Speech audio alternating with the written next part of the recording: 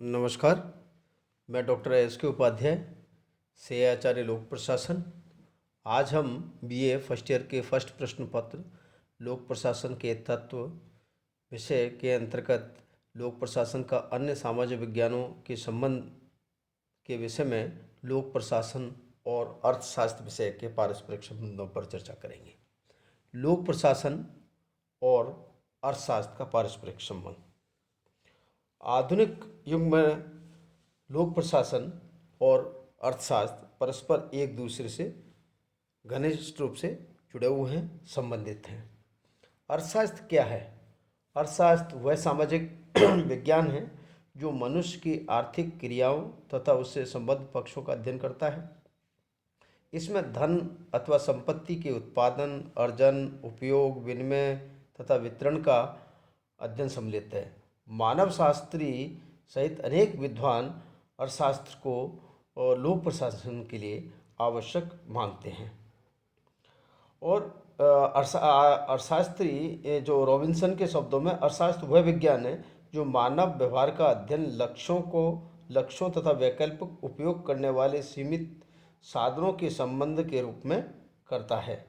वस्तुतः मानव की आवश्यकताओं और उपलब्ध संसाधनों के उपयोग एवं वितरण के क्रम में आर्थिक क्रियाओं और विवादों को जन्म मिलता है और इसका सही ढंग से निष्पादन या सही ढंग से इसका प्रशासन लोक प्रशासन के द्वारा किया जाता है। लोक प्रशासन और अर्थशास्त्र के जो पारस्परिक संबंध हैं वह बहुत ही गहरे हैं और प्राचीन भारतीय प्रशासनिक चिंतकों में जो अग्रणी रहे कौटिल्य, उनके द्वारा जो एक पुस्तक रचित थी बहुत प्रसिद्ध अर्थशास्त्र। इस अर्थशास्त्र की पुस्तक में यह प्रमाणित किया गया कि अर्थ अथवा वित्त के बिना लोक प्रशासन का कार्य संभव नहीं है, अथवा अर्थ अथवा वित्त के बिना राजनीति और प्रशासन का परस्पर संबंध इस जन कल्याण राज्य की सुरक्षा का आधार वित्त ही है। कौटिल्य ने जो भूमि और संपत्ति के साथ साथ अन्य संसाधनों को अर्थ, जिसको हम वित्त भी कह रहे हैं, के रूप में देखा। आज हम लोक प्रशासन और अर्थशास्त्र के पारस्परिक संबंधों को निम्नांकित बिंदुओं के माध्यम से और अधिक तरीके से स्पष्ट कर सकते हैं। पहला बिंदु है, प्रत्येक प्रशासकीय नीति को आर्थिक परिणामों के साथ देखना आवश्यक होता है। आज के युग में आर्थिक संपन्नता प्रशासन की जिम्मेदारी है। यदि राज्य में मुद्रास्फीति होती है अथवा मूल्य गिरने जैसे लगते हैं तो दोनों ही दशाओं में राज्य को कुछ न कुछ करना पड़ता है। राज्य से मतलब प्रशासन को कुछ न कुछ करना होता है। आज के प्रशासन की आर्थिक जिम्मेदारियां इतिहास के प्रशासन से बहुत अधिक हैं और वर्तमान में सरकारों को प्राय सभी सरकारी नीतियों पर आर्थिक रूप से या आर्थिक पक्ष की दृष्टि से देखना होता है। अतः प्रशासन के लिए आर्थिक समस्याओं को समझना, उनका हल निकालना अत्यंत आवश्यक और अपरिहार्य सा प्रतीत होता है। दूसरा बिंदु है, आर्थिक योजनाओं का क्रियान्वयन प्रशासन के द्वारा होता है। आज के लोक कल्याणकारी युग में जहाँ तक सभी नियोजित व्यवस्थाओं के संचालन के लिए आवश्यक है, राज्य विकास योजनाएं बनाता है। इन योजनाओं का लक्ष्य आर्थिक, सामाजिक, राजनीतिक उत्थान होता है और इन योजनाओं के संचालन की जिम्मेदारी, इनको सफल संचालन की जिम्मेदारी प्रशासन की है। व्यक्ति के या नागरिकों के जीवन स्तर को उठाने का काम हो या उनको आवश्यक न्यूनतम संसाधन उपलब्ध कराने का कार्य हो, ये सभी प्रशासन के माध्यम से ही सुलभ कराए जाते हैं। अगला बिंदु है, परस्पर विरोधी हितों के टकराव को रोकने का कार्य भी प्रशासन करता है। जैसा कि विदित है कि विभिन्न शक्ति गुट अपने आर्थिक लाभ के लिए राज्य के अनेक प्रकार के राज्यों पर, प्रशासन पर एक प्रकार के दबाव देते हैं, मांगे करते हैं। बहुधा ये मांगे परस्पर विरोधी होती हैं। जैसे किसान अपनी पैदावार के लिए अधिकाधिक मूल्य चाहता है, उपभोक्ता उस अनाज को सस्ता चाहता है, मजदूर अपनी अधिक मजदूरी चाहता है और मिल मालिक अपनी पूंजी को अधिकाधिक लाभ करने की आशा करता है। ये परस्पर विरोधी हितों को संतुलित करने का कार्य प्रशासन करता है। राज्य के कर्मचारी एक और महंगाई भत्ता बढ़ाने के लिए आंदोलन करते हैं तो दूसरी तरफ नए कर लगाने का विरोध करते हैं। इस प्रकार ये परस्पर जो विरोधी आर्थिक हित हैं उनके मध्य संतुलन स्थापित करने का कार्य प्रशासन का होता है। अगला बिंदु है नवीन आर्थिक विचारों द्वारा प्रशासन को प्रभावित करना। नवीन आर्थिक विचार प्रशासन के संगठन और उसकी रीतियों को महत्वपूर्ण तरीके से प्रभावित करते हैं। व्यावसायिक क्षेत्रों में राज्य के प्रवेश कर जाने के कारण नए प्रकार के प्रशासकीय अथवा सार्वजनिक संगठनों को, जिसमें सार्वजनिक निगम है, सार्वजनिक कंपनियां हैं, का उदय हुआ है। समाज के हित की दृष्टि से राज्य के नागरिकों के व्यक्तिगत कार्यों और उनकी व्यक्तिगत संपत्ति का नियमन करना भी आवश्यक हो गया है। इस कारण न्याय व्यवस्था और न्यायपालिका की पद्धति को भी जन्म दिया है। तो नवीन आर्थिक विचारों ने जहाँ व्यक्ति के आवश्यकताओं और उनकी सुविधाओं को विस्तारित किया है, वहीं प्रशासन के लिए आवश्यक कार्य करने के लिए कार्य विस्तार दिया है। प्रशासन से अपेक्षा की जाती है कि नवीन आर्थिक विचारों के अनुसार अपनी प्रशासनिक संरचना, प्रशासनिक कार्यों, प्रशासनिक उद्देश्यों को परिवर्तित करें, नियोजित करें। आज के युग में अर्थशास्त्र एक प्रशासन से लोक प्रशासन का आधार बन गया है। आजकल प्रत्येक प्रशासकीय नीति आर्थिक आधार पर सुनिश्चित होने लगी है और उनको परिणामों को भी हमको आर्थिक आधार पर देखने की आवश्यकता होती है। अगला बिंदु है आर्थिक समस्याओं का समाधान प्रशासन के द्वारा होता है।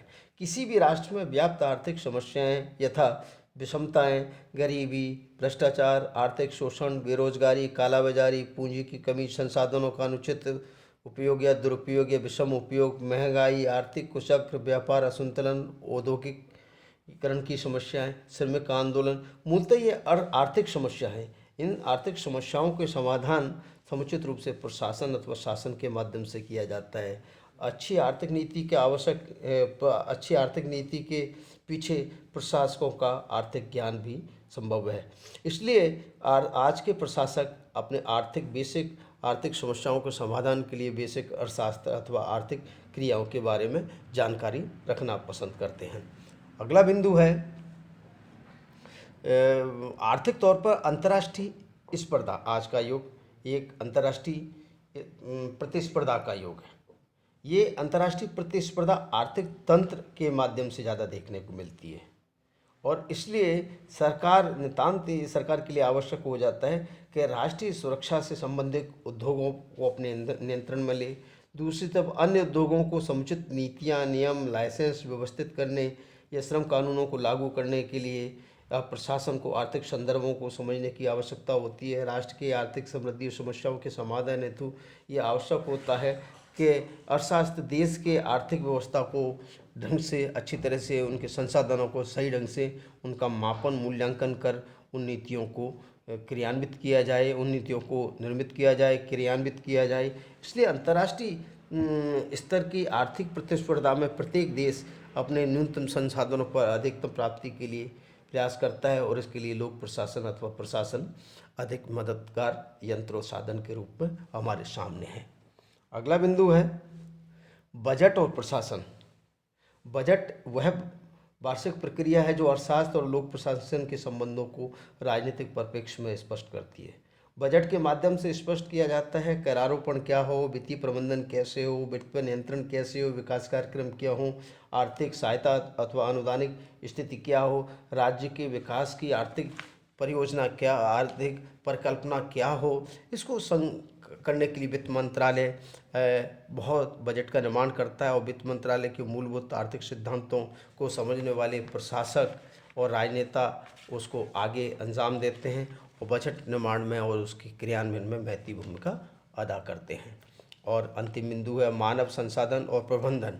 आज के इस नियोजित युग में मानव संसाधन का प्रबंधन तथा उसका विकास का दायित्व लोक प्रशासन का ही है।